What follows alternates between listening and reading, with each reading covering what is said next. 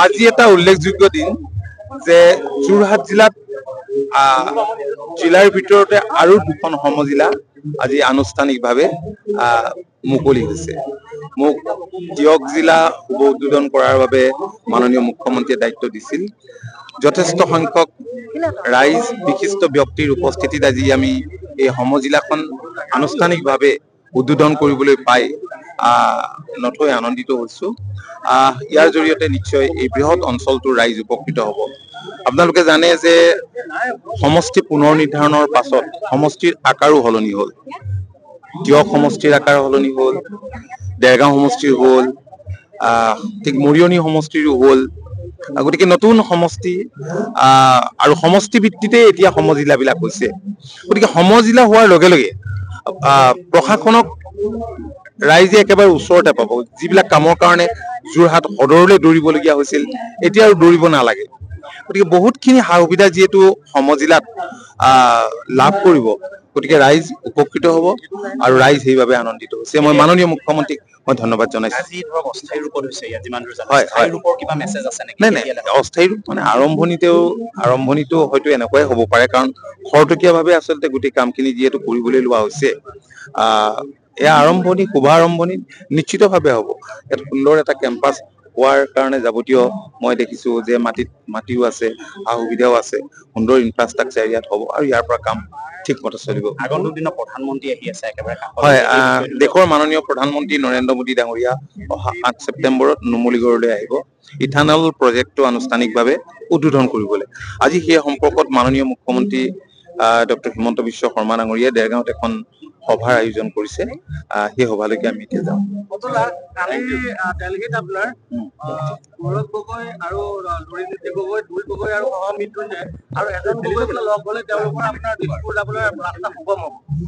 চাওক, এইবিলাক কথাটো সদায় সংবাদ মাধ্যমত আমি দেখি আছো, এইটো নতুন কথা নহয়।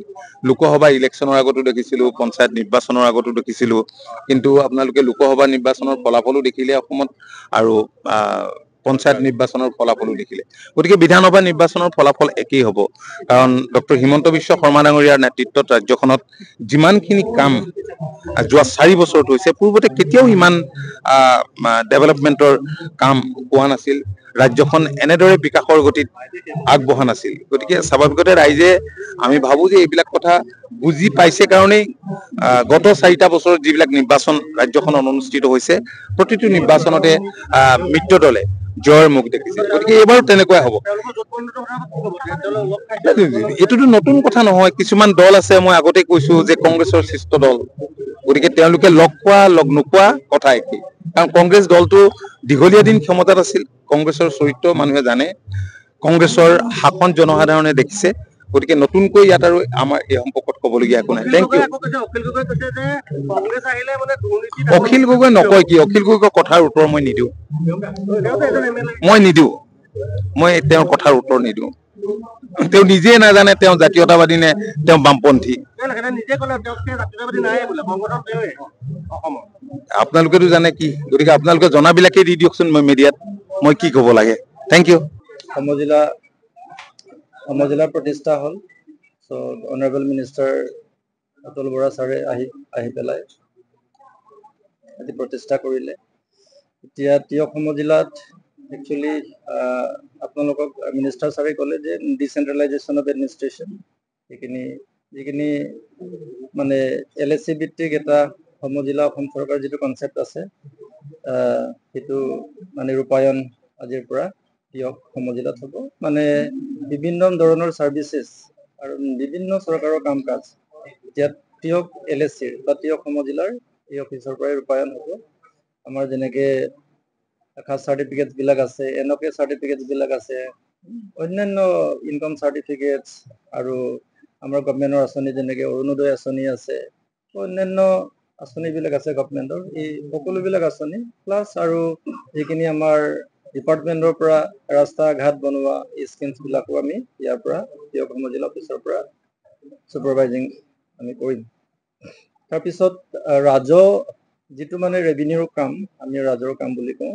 চ' এই ৰাজহৰ কামবিলাকো এতিয়া তিয়ক সমজিলাৰ পৰাই ডাইৰেক্টলি তিয়ক সমষ্টিবাসীয়ে ইয়াৰ পৰাই উপলব্ধ হ'ব। যিকোনো গ্ৰিভেন্সেছ, পাব্লিক ৰিলেটেড গ্ৰিভেন্সেছ এক্সেট্ৰা সেইবিলাকো আপোনালোকে DC অফিচ যোৰহাটত নগৈ পেলাই ইয়াত আহিলে এই সকলোবিলাক সুবিধা ইয়াতে পাব। গ্ৰিভেন্সেছ যিখিনি মই ক'লো একচুৱেলি অন্যান্য জনসেৱাতে মানে ৰূপায়ণ কৰা যিখিনি ছাৰ্ভিচেছ আছে, স্কিমছ আছে, এতিয়াৰ পৰা ইয়াৰ পৰাই উপলব্ধ হ'ব। চ' অসমৰ মাননীয় মুখ্যমন্ত্ৰী ডক্টৰ হিমন্ত বিশ্ব শৰ্মা ছাৰক মই তিয়ক সমষ্টিবাসীৰ পৰা বা তিয়ক সমজিলাবাসীৰ পৰা আন্তৰিক ধন্যবাদ জ্ঞাপন কৰিছোঁ। এই সুবিধা তিয়ক সমষ্টিবাসীক বা তিয়ক ডিষ্ট্ৰিক্টৰ সকলো জনসাধাৰণক দিয়াৰ বাবে মোৰ ক'বলগীয়া ইমানেই আছে। মিটিঙত অলৰেডি DC ছাৰ আৰু সন্মানীয় মন্ত্ৰী ছাৰে সকলোখিনি কথা কৈছে। মই সদশেষত তিয়ক সমজিলাৰ সকলো নাগৰিক আৰু সকলো ৰাইজ, সংবাদ মাধ্যম বন্ধুসকল, মানে চিনিয়ৰ চিটিজেনছ, লিডিং চিটিজেনছ, সকলোকে মানে সহায় সহযোগিতা বিচাৰিছোঁ। এতিয়া নতুন অফিচ আমাৰ ছেটআপ হ'ব, সকলোৱে সহায় সহযোগিতা কৰিলেহে আমি এটা ভাল এটা ধুনীয়া এটা সুন্দৰ অফিচ কৰিব পাৰিম। থেংক ইউ ছ' মাছ।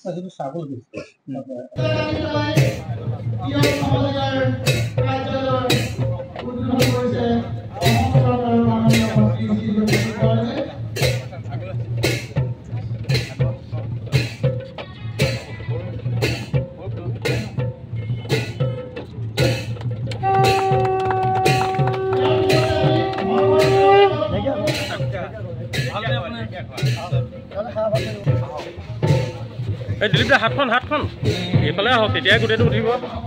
এই চুপৰ লগলে কি উঠিব? এইফালে আহক, মোৰ ফালে।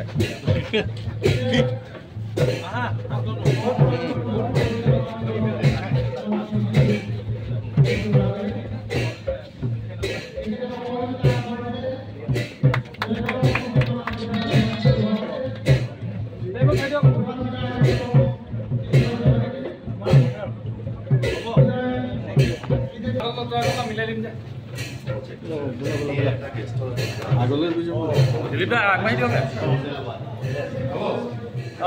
মজা।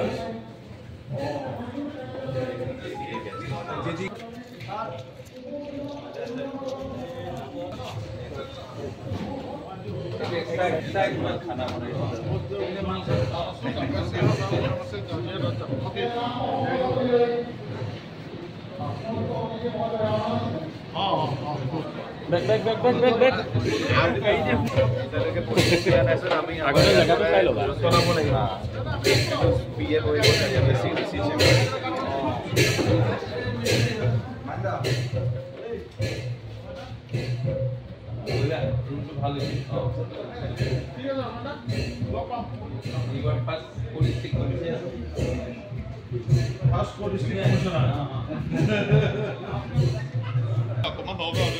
এই ধেমালি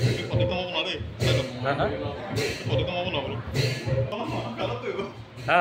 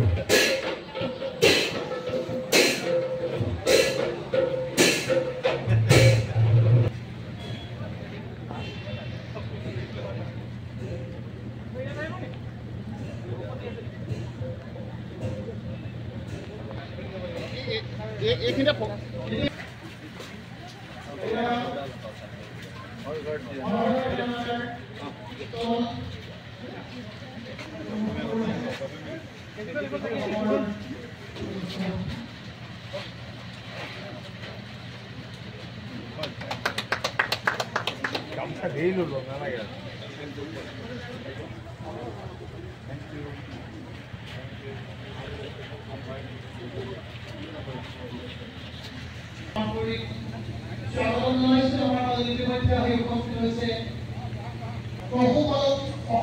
উন্নয়ন আদি মাননীয় মন্ত্ৰী শ্ৰী